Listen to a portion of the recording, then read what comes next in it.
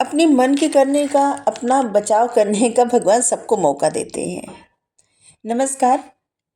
जब भगवान श्री कृष्ण जी अवतार लेने वाले थे और बहुत धूमधाम से देवकी और वासुदेव का विवाह हुआ, कंस अपनी प्यारी चचेरी बहन को ले जा रहा था पहुंचाने। सारथी वो बना था, कंस ले जा रहा था क्योंकि वासुदेव जी कंस के मित्र थे और कंस ले जा रहा था अपनी प्यारी बहन को पहुंचाने उनके ससुराल। और तभी आकाशवाणी हुई कि हे कंस, जिस बहन को तुम इतने प्यार से पहुंचाने जा रहे हो, उसी का 8वां पुत्र तुम्हारे मृत्यु का कारण बनेगा, तुम्हारा वध करेगा। और उसी समय कंस का मन एकदम बदल जाता है और कारागार में डाल देते हैं द्रौपदी और वासुदेव को। यहां से इसे पता चलता है कि भगवान बताते हैं, ऐसा नहीं कि चुपके से आए कंस को मार दिए, नहीं, उसको अपनी रक्षा करने का, उसको अपने व्यवहार में बदलाव का, अपने मन को बदलने का, अपने व्यवहार को बदलने का, अपनी गंदी आदत छोड़ने का, उस सब के लिए ना मौका दिए थे। आकाशवाणी इसीलिए हुई थे। इसके बाद भी देवकी वासुदेव को बंद कर दिया बंदी गृह में। और फिर जब भगवान अवतार लिए तब माया, क्योंकि नंद यशोदा जी के घर में जो पुत्री उत्पन्न हुई थी, मतलब अवतार ली थी पुत्री, वो महामाया थी। माया। और जैसे ही माया, क्योंकि भगवान को जब ले गए वासुदेव जी, उस समय कारागार का दरवाजा खुल गया था और हथकड़ी बेड़ी सब खुल गई थी और ले जाके गोकुल पहुंचाए। जब माया को ले आए, महामाया देवी माँ को, उस समय बेड़ी हथकड़ी सब लग गई, द्वार भी बंद हो गया, माया आ गई मतलब माया मोह, ऐसा होता है ना। उससे क्या होता है, माया के बंधन से कोई भी छूट नहीं सकता, बंधा रहता है। और उससे छुड़ाने वाले सिर्फ एक ही हैं, सिर्फ श्री कृष्णा। तो वहां पर भी वो बताती हैं, चेतावनी देती हैं। जब कंस उनको पटकने जाता है तब शिला पर जैसे उठा के पटकने को चलता है, वैसे वो आकाश में चली जाती हैं और तब भी चेतावनी देती हैं कि हे मूर्ख, तुझे मारने वाला तो कब का जन्म ले चुका, अवतार ले चुका है, तो मुझे क्या मारेगा। तो इस तरह से भगवान सबको मौका देते हैं। कंस को कितनी बार मौका दिए, चाहा होता तो बदल सकता था, वो चाहता तो कुछ भी कर सकता था, लेकिन उसने चुना कि भगवान के हाथों उसका वध हो। इसी तरह से भगवान रावण को भी मौका दिए थे, बहुत सारे मौका दिए थे। हनुमान जी को भेज के, अंगद को भेज के कितनी बार मौका दिए थे, लेकिन रावण नहीं माना और उसका भी वध हुआ।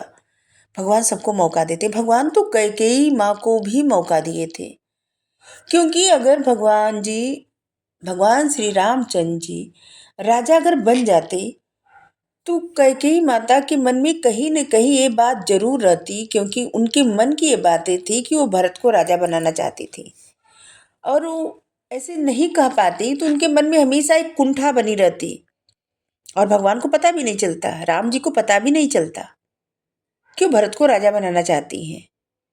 लेकिन कारण भले मंथरा बनी, लेकिन उन्होंने अपने मन की बातें कह दी और जिससे पता चल गया और इतना सब कुछ हो गया। भगवान तो गांधारी को भी मौका दिए थे श्राप देने का, क्योंकि जब गांधारी श्राप दे दी, इसके बाद वो ले जाके बारबरिक से मिलवाते हैं गांधारी को। पहले भी मिलवा सकते थे, पहले भी बता सकते थे कि सब तो वही करने कराने वाले हैं, लेकिन नहीं बताए। वो गांधारी के मन में जो क्रोध, जो कुंठा, जो चिढ़ थी, उसको वो श्राप के माध्यम से स्वीकार किए। इसी तरह भगवान हम मनुष्यों को भी, सभी को मौका देते हैं।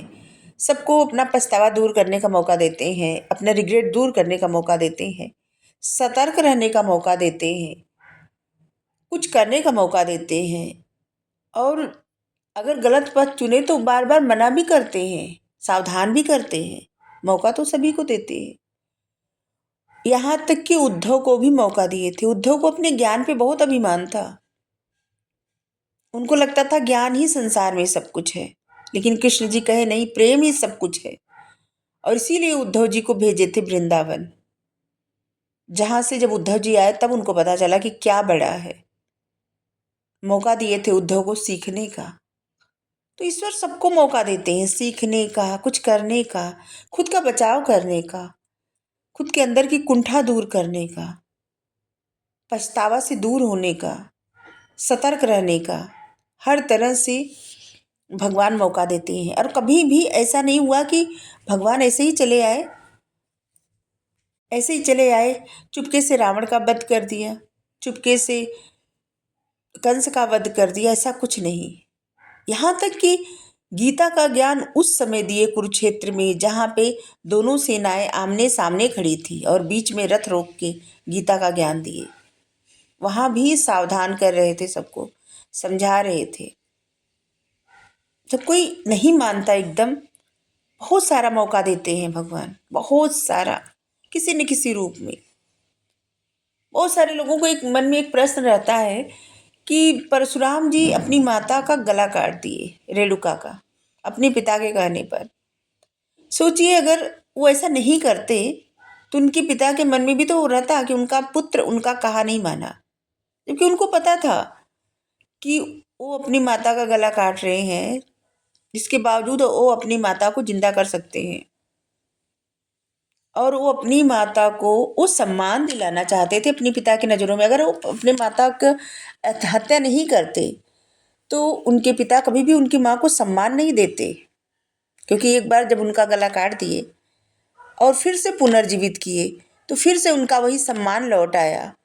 और इसीलिए, क्योंकि ईश्वर जो भी करते हैं ना किसी भी रूप में, उसका कुछ न कुछ कारण होता है, कुछ न कुछ रीजन होता है। बिना कारण वो कुछ नहीं करते और मौका सबको देते हैं। Thank you. राधे राधे।